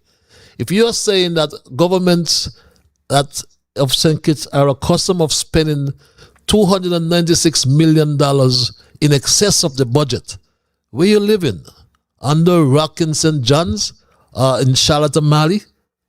Don't call this program with them nonsense. I want to suggest something to all reads this email. All the contending political parties reads this email. There should be one fundamental objective, and that is to remove and eradicate the incumbent government and party from office. We all have to work together in unison. PLP should not cause PAM, like government PAM should not cause PLP. This is not the time to abuse and curse any opposing party. Leave that to the Labour government. Attacking one another does not make any logical sense. Whatever went wrong between Harris and Sean is stale. It's past and must be buried. And if this bitterness and animosity is perpetuated, it would only benefit the incumbent Labour government and cement their hold onto power. Let us work together to get them out of power and have a fresh start. These people only feeding us on pure lies. We can't take on no more, reads this email. Mr. Straight Talk, I would like to ask Dwyer, why is he still so supportive of the Labour Party when they have treated him as though he is nobody? Why you think about it seriously? Look what you have done. Look, you have done a magnificent job, beg your pardon, as a minister in government, just like Patches. True, the music festival, you initiated that. and the Labour Party government has not given you the recognition you deserve for it. The Park and Beaches employees, that also was your innovation, a very brilliant idea. You provided work for hundreds of men and women to keep the country clean. But the government you are strongly supporting has given you no credit whatsoever. And what about Marriott Hotel? It was Dwyer again. My simple advice to you, Dwyer, is to renounce the Labour Party and cut ties with Drew. Reads this other email. And this email reads, Patches, we almost had a national disaster on Monday involving one of our ferry boats. And up to now, we haven't heard an official address or press conference about the almost deadly disaster which occurred on Monday. We have elected a bunch of greedy, worthless vagabonds in government. These misfits in government don't give a damn about we, the local citizens of this country, only the foreigners. Where's July and Marshall, the minister responsible for that ministry? These good-for-nothing vagabonds in government only want to come to the media to chat crap and tell lies. But when we have issues of national importance, we can't hear or see them. Reads this email. Let's go and take a few final calls. Caller, thank you for holding your live. I'm going to guide you by the rules of brevity. Thank you again. Yes. Thank you again. Yes, sir. There is a song sung by Short Shot of Antigua. When they have power and authority, they don't give a damn about nobody. All they want to do is take all the money and put it down their long pocket. That's me. To the previous caller from St. Thomas, Mr. John. Empty barrel make the most noise. Moving forward. The Destiny Project. Patches, what is the difference between or amongst the European colonizers when they colonize a country? What do they set up? A fort or a fortress, right? I believe, based on Destiny's model, they are setting up their fortress in a diligent way. It will be loaded with their food. It will be loaded with their necessities. And since custom cannot examine, touch their imports, they are going to bring in protected materials. They're going to bring their weapons in, and it will be a nation in our nation. And guess what? That 15-feet wall, they will be able to execute or eliminate us when some of us don't condone that kind of settings or model. They are going to be armed and dangerous in there. I'm telling you. Okay. And they might end up wiped out the whole of the other people in Nevis. I will leave it right there. People, be aware. These people are no joke to play with. They are racists. Okay. Our land belongs to us, we and all, and not them. Let them take their money, and Mark Brandley can go with them. Okay. I will leave it right there. Thank you. Thank you very much for your contribution. Let's go back to the lines. Caller, you're live. Hello, caller. A pleasant good evening to you, Patches. Good evening. Sounds like the dimple lady. Yes, I told you, that just didn't go sleep. I'm happy you got it. I'm happy you got it. Yes, I just called to say, you tell that little lawyer boy here to ring the bell. We can set up him with this other lawyer. It seemed to me like all the things that was on the way is coming in right now because Marsha couldn't fix the toilet them. But she going to go build a pier now. King lawyer say he going to go build the school. Mark up there now here do the hospital. Destiny fine for them to get money to go do all them things there? Because if Destiny wants 10,000 passports, how come then they still waiting at a him for money to go do what they got to do? Who is really fooling who in this country here? What's really going on with those men, loyal men they have there? What's happened with them? Too much. Yes, my dear. My Patrice, get that by the offer you show. You hear me? Because every time he come on, he make people sick because he don't know what he's saying. Sometimes he say he agree with you, and when you look, he still go back and go say something else again. Get the offer you show, man. Let he come on the business. Okay, my dear. Have a pleasant night. You hear me? A pleasant night as well, my dear. Yes, my friend in St. Thomas is confused. Caller, thank you for holding your line. Hello, caller. Yeah, yes, Patches. Let me get back in for a quick second, man. Quickly, so. Okay. Patches, before it's all done and over with, we have to crown one of these fellas King Liar. We must crown one of these fellas King Liar, and we need to put them placards and them pictures up with whoever get the crown. We got to put the crown on their head for the election season coming up. Okay.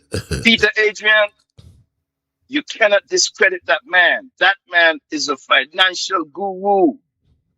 He has actually analyzed the IMF report for the last 4 years.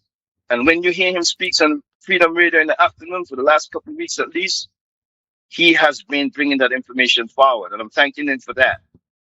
On Nevis, we know how important the renewable energy is, as we hear from the team of experts. But yet still, on St. Kitts, they abandoned the solar farm project. And on Nevis, the Premier abandoned that wind farm over on the east side of Nevis, which was contributing, I understand, 20% of the electrical energy into the grid.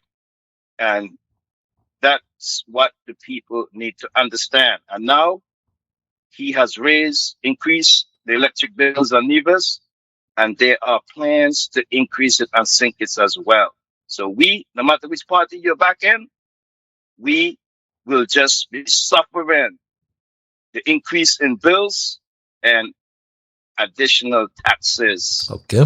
And the big conglomerates, when they come in, they won't be paying any taxes. We, the locals, going to be keeping them up.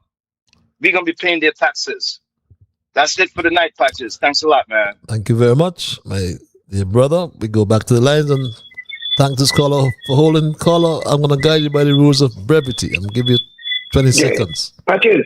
Mm-hmm. Yeah, Patches Megan. Yeah. Patches, let me tell you something. Because I want to know, right? Because somebody from a strong labor hole, number 6, and number 6 hours support labor. He lives in St. Thomas, he lives in St. Kitts. And because he's from a strong labor hole, where you want to tell me that PNC nothing wrong? We here in St. Kitts, on the ground, see what's going on in our country. Speaking about the ills and the pain we're going through. All at the hospital, different things, going to the supermarket, how the price is killing us. People, water bill and light bill cut off here because some people can't get to work. So much project he said he's going to open up. Up to now, they can't start one capital project yet. He live in St. Thomas because you become number 6. And number 6 hours labor. You got to be labor. You got to try to be ignorant politically, brother. You're not about your country and love your country. You don't want to your country do well. But what happened to our boy? But listen me now, if you party in, come who you think it and try for a job. Yeah, but don't waste your time on him. Don't waste your time on him. Yeah, but it's number, but we got to tell it how it is. yeah, but those. This man is distraction. Okay. You're not asking him about this distraction. Okay. Okay, then, Patrice. All right, thanks a lot for your contribution. We're going to wind down tonight's programming as I, in fact, gave you back the time I thought you lost. Caller, I'm going to give you 10 seconds. Can you use it? Yes, I could use it. Mm-hmm. That man there you take on this so notice he He's my friend. He's your friend. And you notice all of them is lawyers.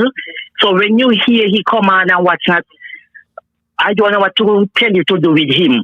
But he just make people sick when he come on. He talking like a special ed. He's not gonna sense. Okay. Don't let him spoil your night. Yeah. Thanks a lot. All right. You know, after just 4 years of the Terence Michael Jew administration, people are beginning to experience the real consequences of this government's policies. We are at a decisive turning point, at a crossroads, some like to say, but a moment when the truth is revealed and difficult realities must be confronted. We have seen the price of arrogance unraveling before our very eyes. Yes, you had this team of experts, they call themselves. But what we discovered instead, and must now face, is a bunch of fiscal traitors of our federation. My Straight Dog family, the country has reached a decisive moment when choices about governance, the economy, and our national policy will have long-lasting consequences. And the implication is that the decisions made now would determine the direction of our country for many years to come. Look around you. Look at the crumbling promises, the empty state coffers, no money available in the government treasuries, either here in in Bastia or over the Narrows in Charlestown. No money for infrastructure to pay our debt and other national expenses. Daily rationing of water is what we can think about, my Straight Dog family. And the lies, the blatant lies being told by people like Terence Jew. How could you say that he only met 20% of the country being serviced with water? And just to say that when we got into office as a new administration in 2022, one of the things that we found in the government was the projection with respect to what would happen to our water supply, and that we would become one of the most water scarce countries. We had already started to become one of the most water scarce country on the planet as a result of climate change fundamentally. And so we had to really prioritize. We did not realize that the situation had gotten so bad because, of course, we did not have the information from within the government system as to what was happening. The whole of St. Kitts and Nevis, 70% of St. Kitts and Nevis right now is 24-hour. And we have achieved that because when we got in office, it was only 20+%. We have increased that by about 50% in 3.5 years. Definitely less than 4 years. And we hope to achieve the 24-hour for the whole country in short order. I want to thank again the Honorable Economist Maynard, Mr. Cromwell Williams, and all the others in the water department. And I need to get their names because they work extremely hard in ensuring that we can take 70% of the population to 24-hour water supply. How could Terence Michael Jew come before his country and tell us that only 20% of the country had access to 24/7 water supply when he got into office? And you know, my Straight Talk family, I must say this again. And I'm not a violent individual, but I'm happy that things have changed drastically over time. Because in the old days, when someone lied through their teeth, like Terence Michael Jew does each time he comes to us, he would have been punched in his mouth and his front teeth would have been knocked out clean. But thank God, times have changed. But he continues to lie. He talked about Cromwell Williams. Cromwell Williams was and still is the manager and water engineer. He has served over 20 years in that position. What were you paying him for? To provide 20% of the island with water? But the issue over the past 4 years is our spineless political elite acted as if the country was too rich to fail. They acted as if the CBI money would flow forever. But the mask were ripped off completely because the economic reckoning is here and is violent. Just read the IMF 2026 Article 4 consultation report. It has laid bare a truth that Terence Michael Drew and Mark Anthony Graham Brantley tried desperately to hide from us. But our country has been plundered by its own leaders. They did not just walk us to a fiscal cliff.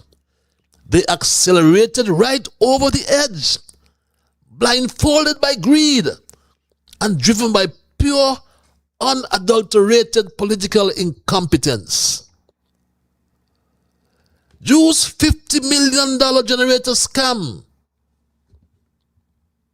Yes, $50 million they are paying to rent temporary Agreco diesel generators. $50 million. When they abandoned a solar farm which was estimated at $80 million for a 36 megawatt farm. They threw away $50 million so far on temporary extension cards, I call them, while citizens sit in the dark, their food spoiled, their appliances blown up. And while they burn millions on rental equipment, look at the Bastille High School. Going up to Victoria Road for a photo op does not build a school. Terence Drew, it does not build that school. You run to Victoria Road for a photo op, hoping you will forget what they gambled away. The windfall could have built dozens of schools. My straight dog family. But Mark Brantley's complicity is what stands out, my straight dog family. So do not let Mark Brantley off the hook. Across the Narrows, the Premier of Nevis plays his favorite role as a victim. He beats his chest on social media, screaming about fairness and federal revenue split. But cut through the noise. What did Mark Brantley do with the massive windfalls Nevis received under Team Unity? And he can't finish a wing on the Alexander Hospital for 10 years. My straight dog family, he sat idly by, fully aware of the CBI gravy train was derailing. Yet he chose short-term political survival over structural safety. He kept Nevis entirely dependent upon a bleeding federal system. Now that the money is gone, his grand strategy is to point his finger back at Bastille. Brantley, you're not a victim. You are a co-conspirator in this financial collapse. Now you are desperate to push destiny down the throats of divisions and by extension, petitions. But my straight dog family, our leaders treated the Treasury like their personal piggy bank. And the IMF has just dropped the hammer on their lies. They vaporized our national cushion in less than 3 years. They left us broke, exposed, and vulnerable to the next hurricane or global shock. All because they refused to manage the windfall or lock it away in a sovereign wealth fund. Time to clear out the financial arsonists. Vote them out. Get rid of them. The party is over. That's what we must tell them. The bill has now arrived. We're heading straight to the IMF. The IMF states explicitly that we must undergo immediate, painful, front-loaded consolidation. This means Terence Michael Drew and Mark Brantley refuse to cut their luxury spending. You will have to pay the price through slashed public services and new domestic taxes. And yes, they have established a tax committee. Yes, Drew has established a tax committee. It's there in the IMF report. On Annex 7, a tax committee has been established to assess the possible policy actions. They're going to tax us. So we must reject this garbage governance. We must refuse to let these two men blame the global economy for crisis manufactured right here in Bastille and over the Narrows in Charlestown. It is time to stop accepting excuses, rather, for $50 million, rather, rental generators, a stalled high school, a lost brand new hospital, Tabasco peppers, and the list goes on. It is time to clear out the financial arsonists, demand a legally locked sovereign wealth fund, and reclaim the economic sovereignty of St. Kitts and Nevis. Myself, fellow citizens, the time for polite diplomatic talk is over. The blueprint of our destruction is printed in black and white in the pages of the IMF report. We must call this crisis exactly what it is. Look at Bastille. Look at Charlestown, and look at the wreckage of our national treasuries. Two financial arsonists, Terence Michael Drew on St. Kitts and Mark Anthony Graham Brantley on Nevis. These two financial arsonists have St. Kitts Nevis hanging on a death cliff. And that's my story tonight, my Straight Talk family, and I am not going to change it. I'm going to leave you with my quotation from my quotationist, I should say. He who uses the office he owes to the voters wrongfully and against them is a thief. I repeat my quotation for tonight from across the Narrows. He who uses the office he owes to the voters wrongfully and against them is a thief. And that's my story tonight, my Straight Talk family, and I'm not going to change it. I'm going to thank Almighty God for guiding our conversation tonight, as always. I'm going to thank you, the many callers. I apologize for our glitch with the telephones for a moment. I'm going to thank you, the viewers, those who send emails. Remember, you are the ones who make Straight Talk. And for that reason, I say a big, big thank you. I am Ian Patches Libert, and God's spare we will connect on Monday for another edition of Straight Talk. Until then, be good to yourselves and all whom you meet. Have yourselves a wonderful weekend. And remember, whatever your mind conceive, that you will achieve. But first of all, you got to believe. So when you wake in the morning, thank God for the morning light. Thank Him for taking you through the night. And my Straight Talk family, keep moving on. Bye-bye. Until we connect on Monday, keep moving on.